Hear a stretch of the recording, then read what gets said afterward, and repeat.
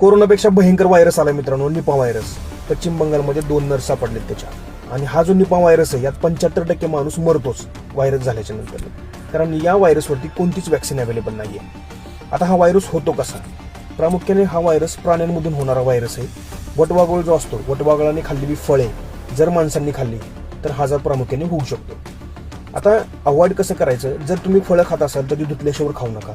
आणि जर त्या फळावरती जर बाईट असेल किंवा कुठे तुम्हाला वाटलं असेल की पक्ष्याने खाल्लंय किंवा काय झाले तर ती फळे अजिबात खाऊ नका.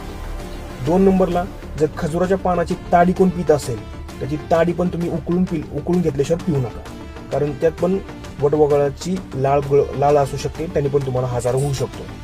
आता तुम्हाला जर असं वाटत असेल डोकं दुखतंय, वॉमिटिंग होतंय किंवा असं सिकनेस वाटतोय, ताप येतोय, तर तो अर्ली स्टेजला डॉक्टरला दाखवा आणि त्याच्यावरती ट्रीटमेंट घ्या.